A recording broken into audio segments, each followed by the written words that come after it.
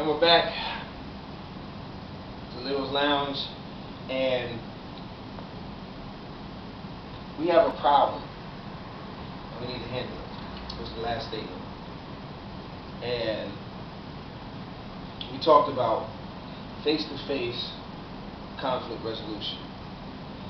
I seen it from asking somebody about it. She said it worked for her. My guest believes that that'll work. We believe that the programs are a bunch of crap because it just adds a divide and it doesn't take it head on. It just brings another just another building that doesn't secure safety. And I think safety has to be secured face to face. You can't raise your child from a distance. I think you can't secure your child from a distance. It has to be face to face, like a mother. It has to be face to face. Security comes with a face to face conflict resolution. When a child has a problem, they go face to face to mama or face to face with daddy and say, "This is my problem. Help me, protect me, save me."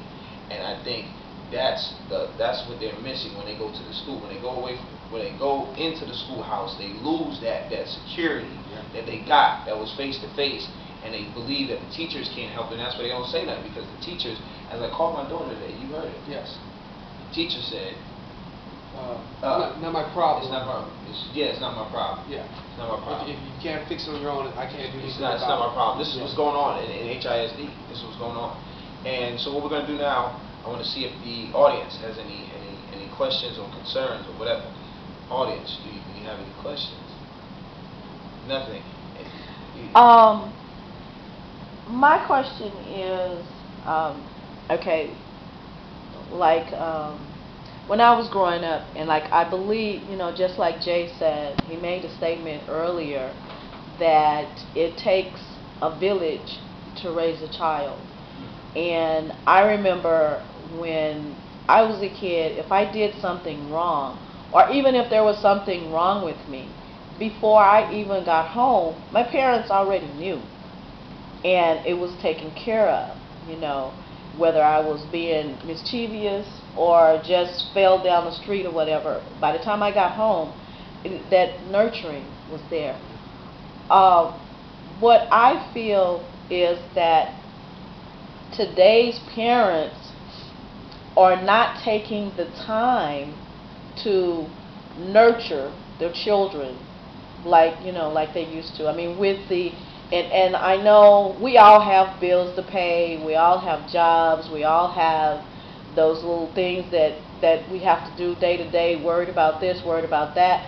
But the most important thing, what I didn't hear from this interview was where are the nurturing parents? Where are the parents who actually do sit down with their children and talk to their children and find out? Like, we don't sit down and eat dinner anymore all together. I think that's a part of it, because that's where we used to do most of our talking. We sat at the dinner table and, what's going on with you today, Tari? How is school going? And it would just like go around. And I don't think that is happening in the homes, because if we were doing that, then that will give the parents insight to what was happening with their children at school. So, do you guys see any of this? I mean, is HISD actually, are they actually trying to get in contact with these parents?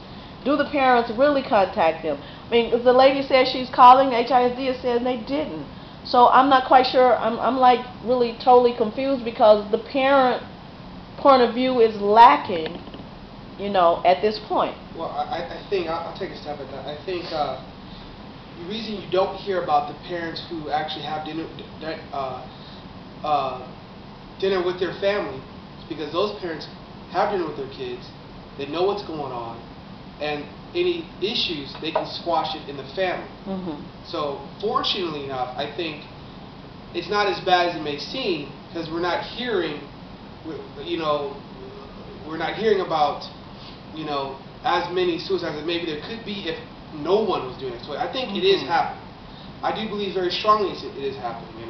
Even within my own family, whether it be my own immediate family, my aunts and uncles, we do have dinner together. And you're absolutely right. That family bond, dinner at the table, no TV, no cell phones, no texting, and talking about what's going on is one of the most important family dynamics that should be going on.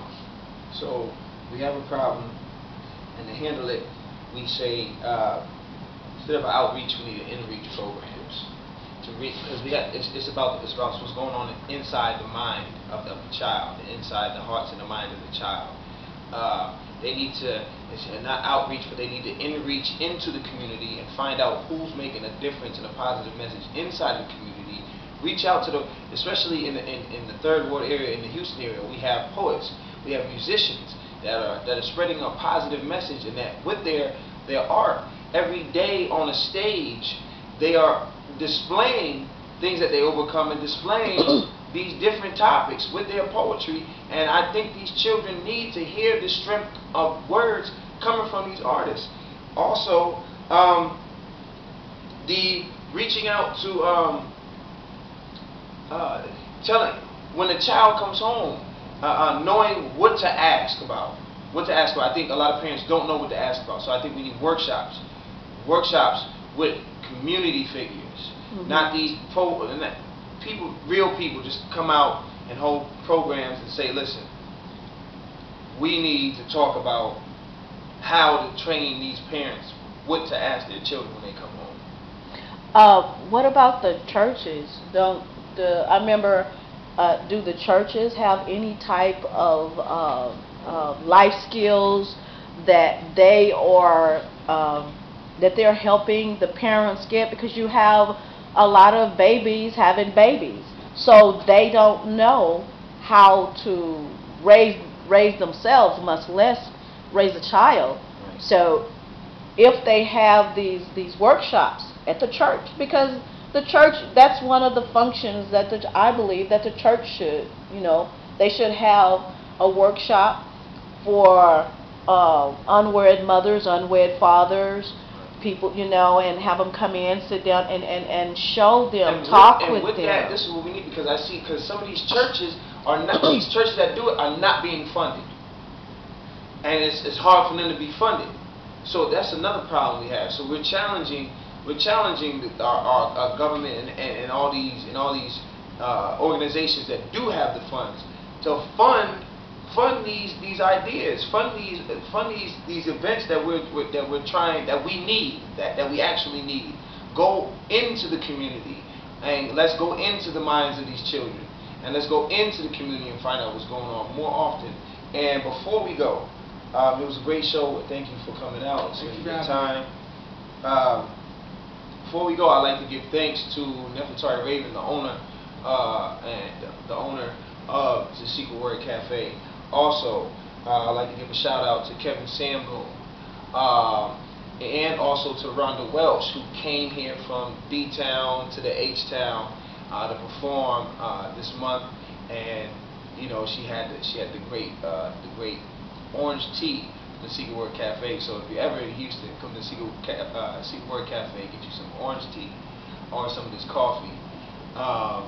And also, with that said, The Red Clay Legacy is a publication by Rhonda Welsh. She is a minister with words, and she always speaks about positive words. So this is what I was talking about when I was talking about this, going out and getting these artists.